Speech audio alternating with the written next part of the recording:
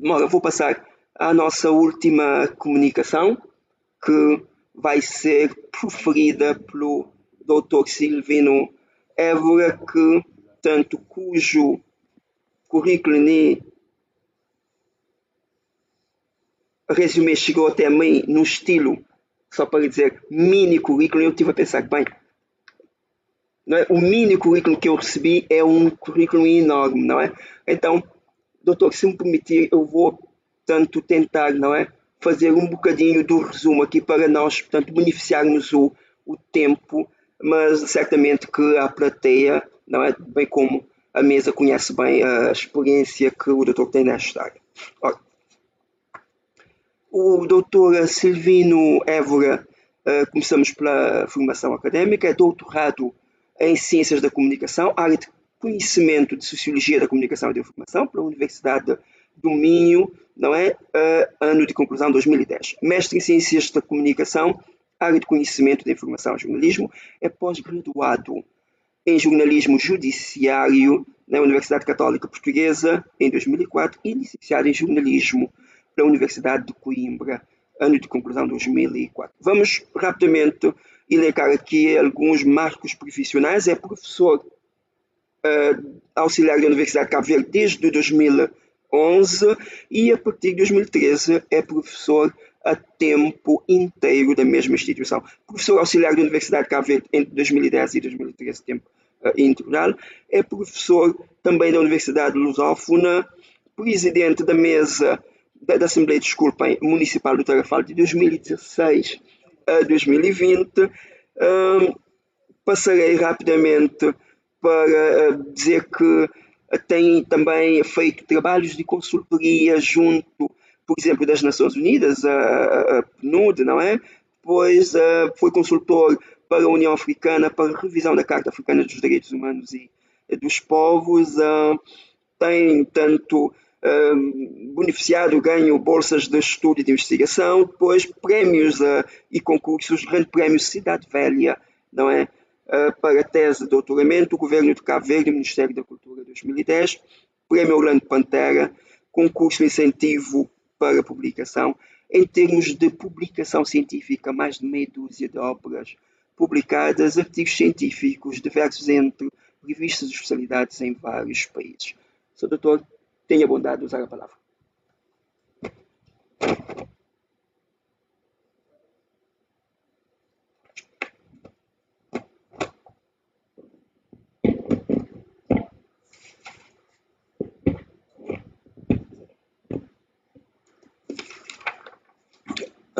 Muito boa tarde. Começo por cumprimentar o chefe da Casa Civil da Presidência da República, a Presidente da Assembleia Municipal da Cidade da Praia, o Presidente da Câmara Municipal da Praia, a Senhora Secretária-Geral do MPD, que estava aqui, mas acho que já fez uma pequena saída, o Senhor Presidente da COLP também, cumprimentar aqui os meus colegas de mesa, cumprimentar a todos aqueles que foram convidados hoje pela Presidência da República para estarem aqui nesta sala, mas também àqueles que provavelmente estejam a nos assistir via as redes sociais e as plataformas online. Não podia deixar de cumprimentá-los, até porque a minha comunicação vai incidir um pouco sobre estas matérias.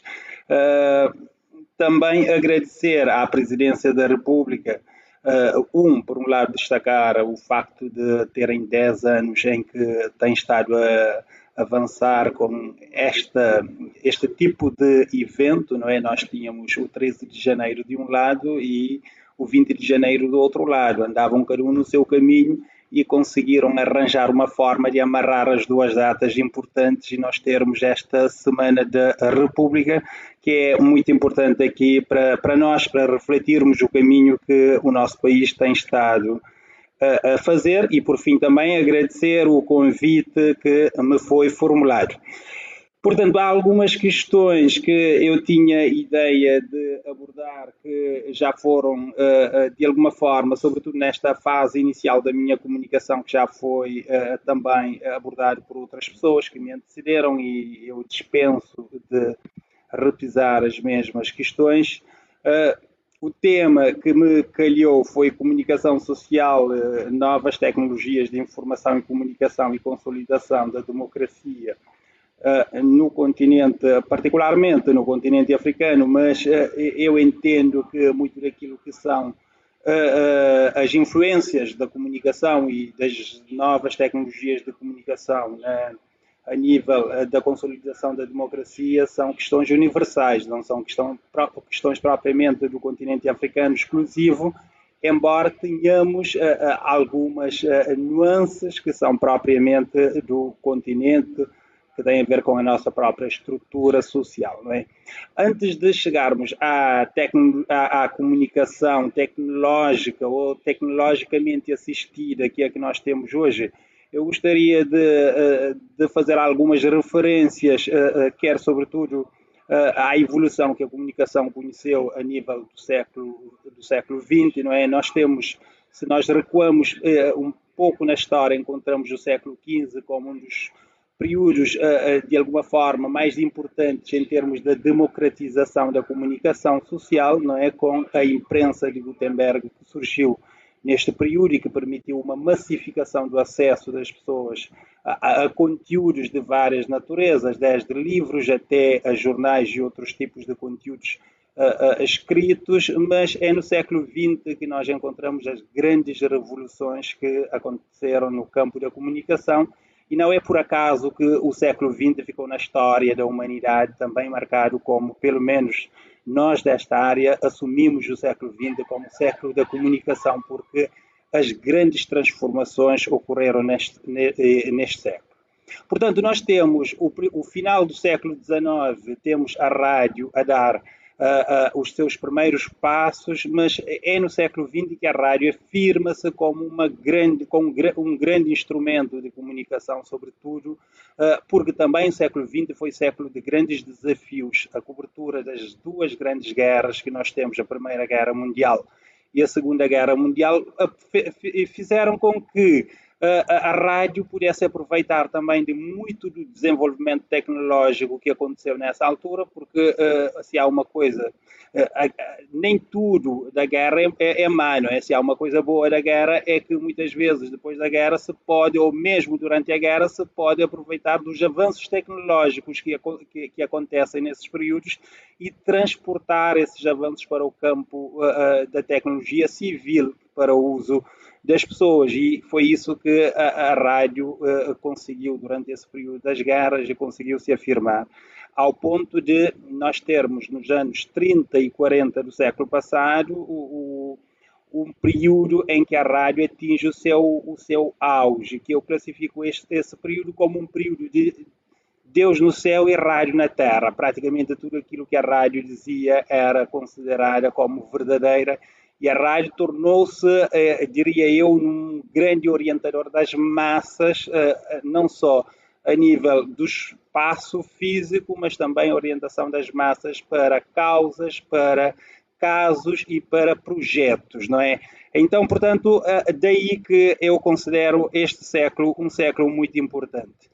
Mas se a rádio já era importante, nós temos ainda na primeira metade do século XX as experiências de transmissão televisiva. Diria que com a afirmação da televisão no século XX, nós passamos a ter, para além de um meio de comunicação social que era suportada pelo som, nós passamos a ter um meio de comunicação que conseguia então fazer as pessoas acreditar com uma veracidade já quase inquestionável daquilo que estavam a ver, porque a televisão permitia ver. E todos aqueles que eram como Tomés, que era ver para crer, não é? Tinham a possibilidade de, na televisão, fazer vincar aquilo que era a sua crença em relação aos acontecimentos a nível do mundo. Olhando a televisão aqui em Cabo Verde, eu gostaria de fazer uma ligação entre a televisão e o espaço, porque o avanço tecnológico que nós fomos conhecendo ao longo do século XX vai dando conta também do avanço que nós fomos conhecendo a nível da nossa sociedade, quer nos parâmetros sociais, mas também económicos e em outros parâmetros.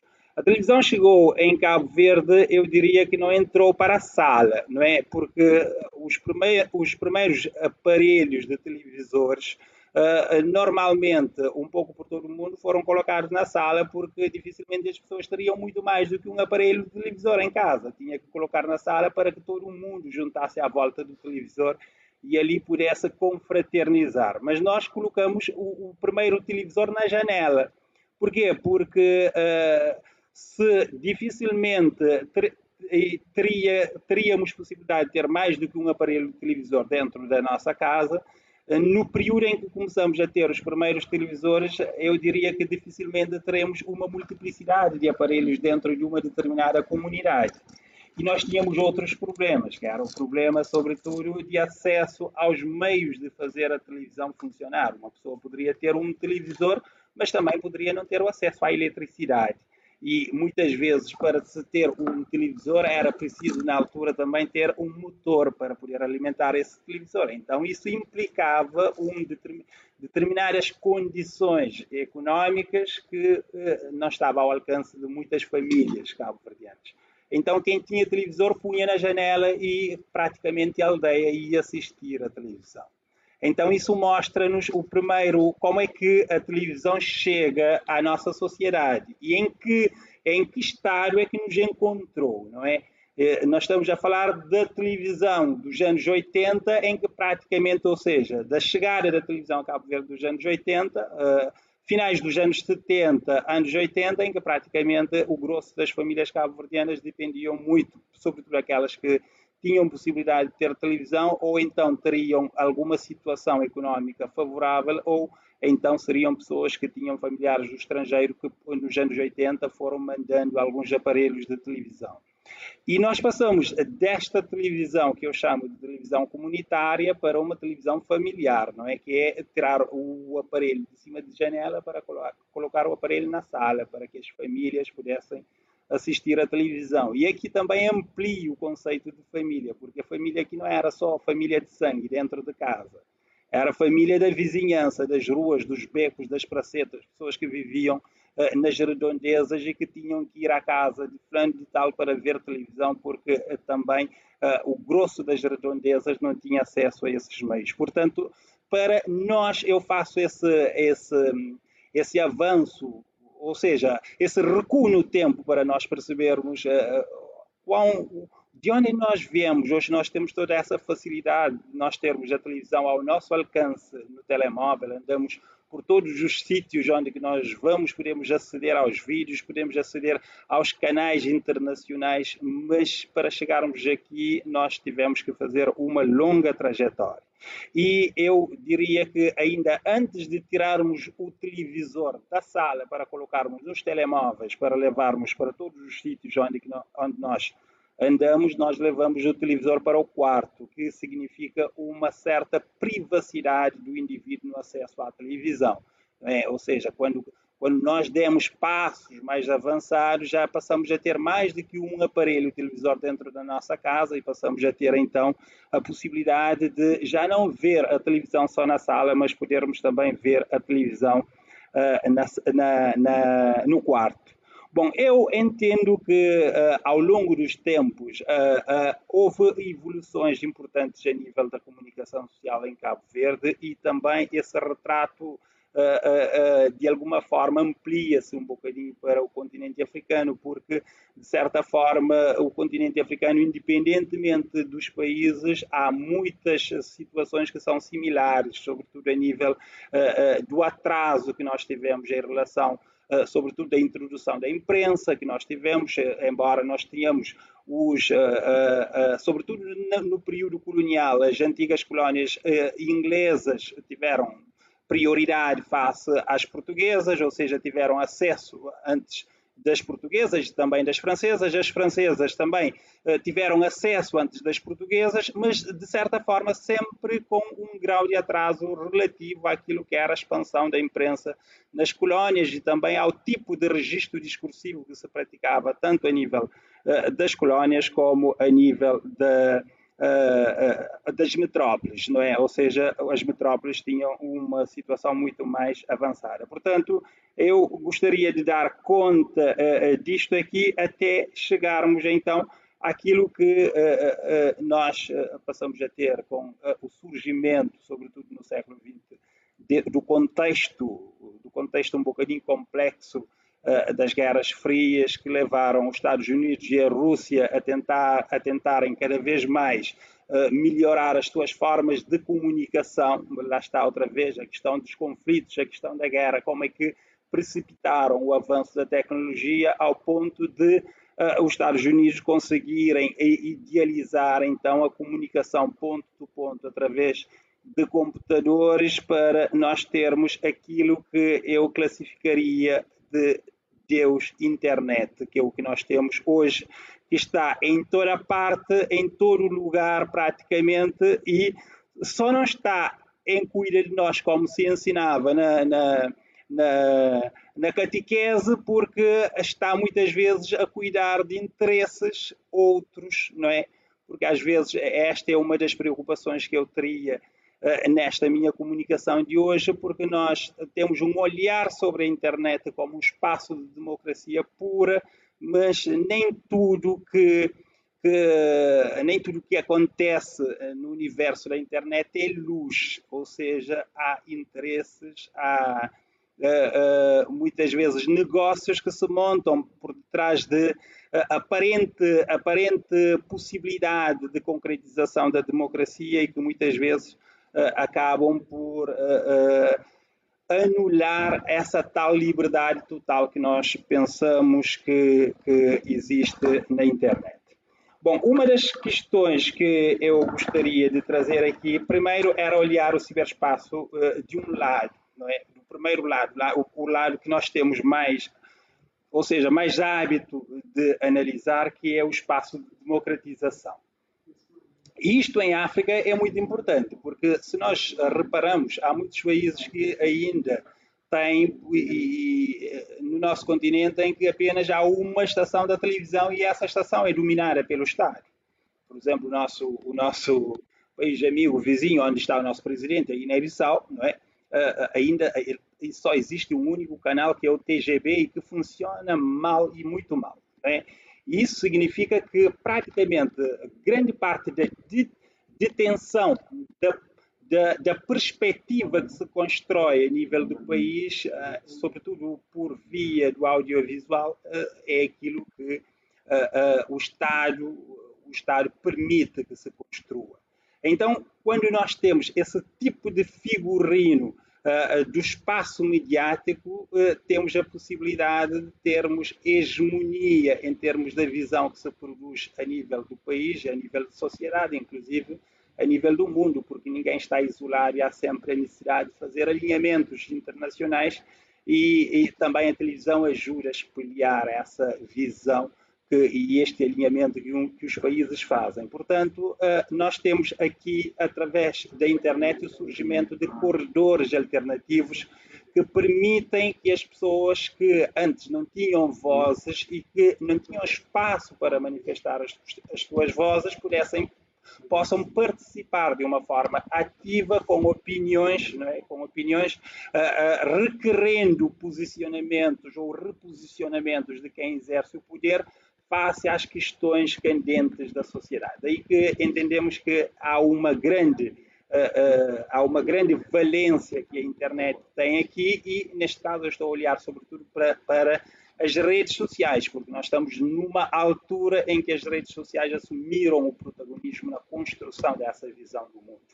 Portanto, nós tivemos um período há uns anos atrás, eu diria qualquer coisa como uma década atrás, em que tínhamos a proliferação dos blogs para todos os sítios, as pessoas viviam praticamente pendurados nos blogs, espelhavam as suas ideias através da blogosfera, mas com o surgimento das redes sociais, que são muito mais dinâmicos, muito mais interativos e que permite uma aliança entre as pessoas um pouco por todo o mundo de uma forma muito mais célere do que a blogosfera. Hoje os blogs praticamente que entraram em estado de caducidade. Nós temos já não temos assim pessoas a perderem, entre aspas, diria eu, muito tempo nos blogs. E os próprios sites e portais que nós temos, inclusive das instituições, podem ser públicas, privadas ou de qualquer outro tipo de instituição corporativa que exista, pode, ou seja, tem nas redes sociais como o motor que lhes puxa e lhes leva para a frente.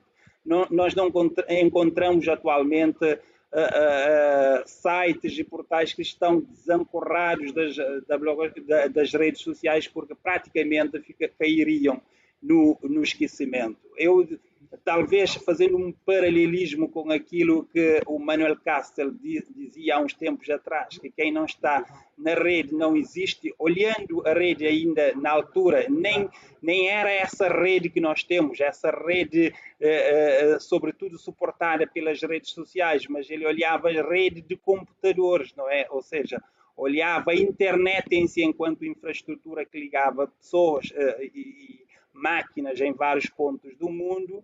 Ele dizia na altura que quem não existia, ou quem não estava na rede não existia. Eu diria que hoje quem não está, mesmo que há instituições que tenham sites, que tenham portais na internet, se não tiverem o motor das redes sociais, praticamente ficam à margem daquilo que é a exposição pública, porque o grosso das pessoas que têm a existência no ciberespaço, a existência online, praticamente hoje movimentam-se nas redes sociais, e é a partir das redes sociais que vão indo aos reservatórios, então, dos conteúdos que são os sites e outros tipos de conteúdos. Portanto, entendo que esta é uma valência muito importante porque nós temos uma sociedade paralela, não é? Uma sociedade paralela, mas integrada nesta, porque as redes sociais, muito daquilo que acontece nas redes sociais acontece ali, mas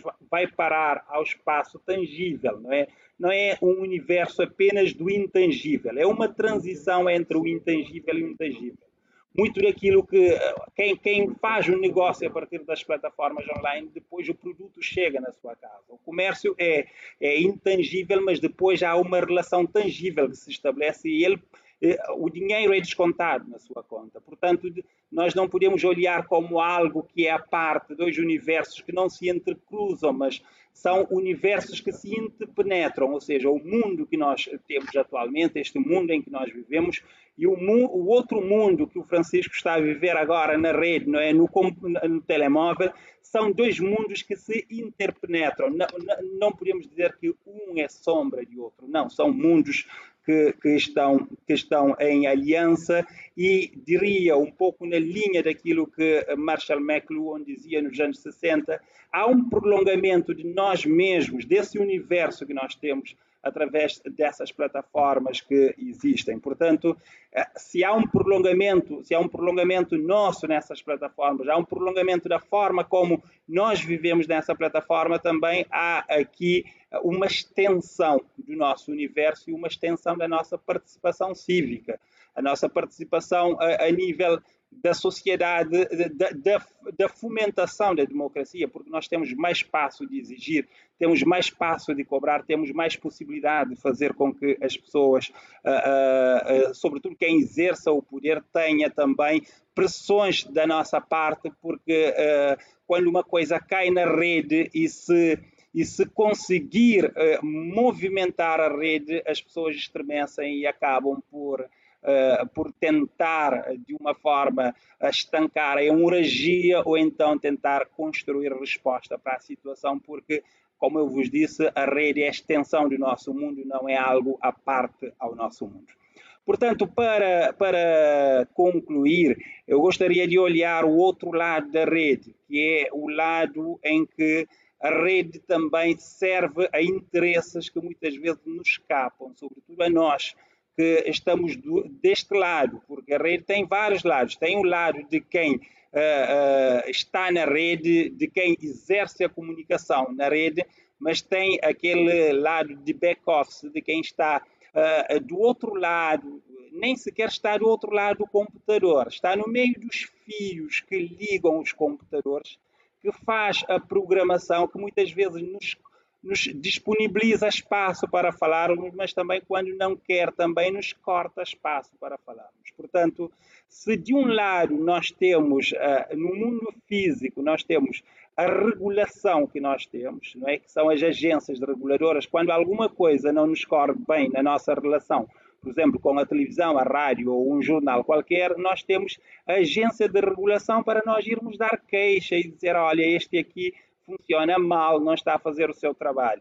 E vivemos agora do outro lado a ilusão de que a rede não é regulada. E aí é ilusão mesmo, porque nós temos um robô que nos regula, que nos controla, que nos tira a palavra, e eu diria que há censura na rede, muitas vezes pior do que aquilo que existe no mundo físico.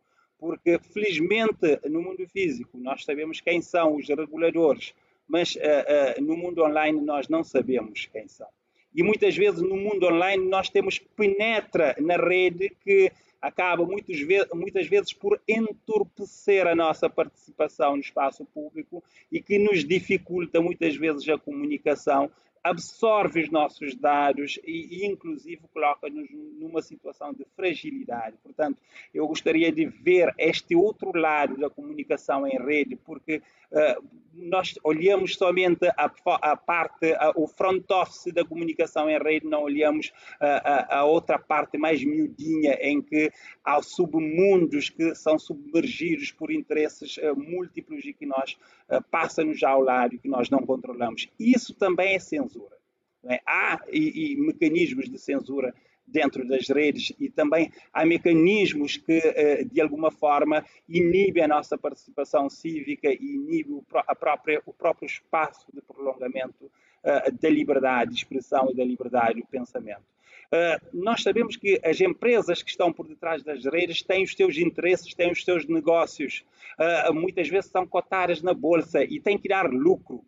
E quando operam em determinados países, nós sabemos que os países têm os seus regimes, os países têm os seus interesses e quem governa às vezes tem o seu poder que de alguma forma faz uma confluência entre o poder político e o poder económico, ao ponto de muitas vezes nós pensarmos que estamos a ser regulados por instituições que estão ali distantes nos Estados Unidos e, na verdade, podem haver interesses que nos ultrapassam e que estão muito mais próximos de nós do que nós imaginamos. Eu gostaria de dizer uma coisa, quando nós criamos uma conta numa rede social, quando nós criamos um grupo numa rede social, às vezes eu vejo pessoas na internet a dizer, epá, quando venham aqui na minha conta, eu só aceito que publiquem aquilo que eu quero. A conta é minha, quem não quer estar aqui, que vá procurar outro espaço. Mentira, não é verdade. Ele é apenas um moderador da conta.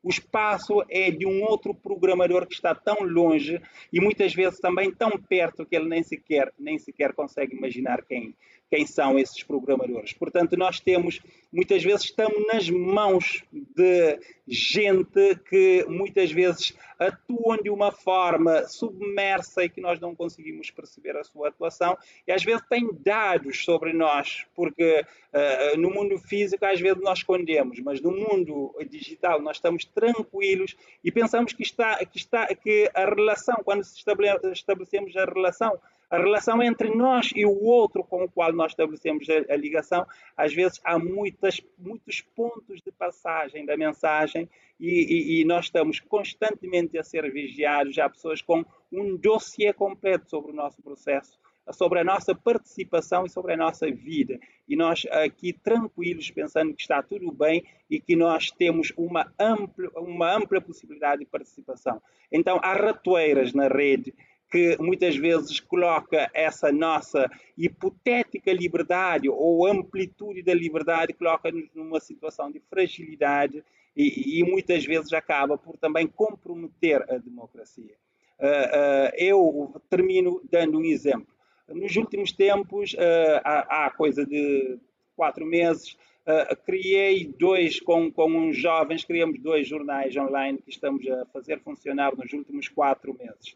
E nós, como somos um bocadinho atrevidos, às vezes tentamos dizer as coisas como elas são. Não é? Às vezes tentamos dizer as coisas sem tentar ser tendenciosos na forma como apresentamos as notícias.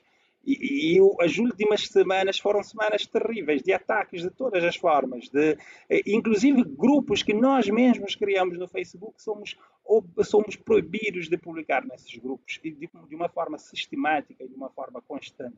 Há mais de um mês, praticamente, que temos uma publicação muito reduzida, porque há interesses que se montam por detrás das redes, e as redes criam redes e teias de aranhas de interesses que acabam por, de certa forma, dificultar a forma de participação das pessoas no espaço público. Eu entendo que muitas vezes nós não temos essa noção clara do que é a comunicação em rede, a democracia em rede, porque às vezes aquilo que nós dizemos não mexe com determinados interesses, mas quando nós começamos a mexer, nós vamos perceber que a rede é uma coisa que nós vemos, mas a rede é uma coisa quando nós sobre ele atuamos. Muito obrigado.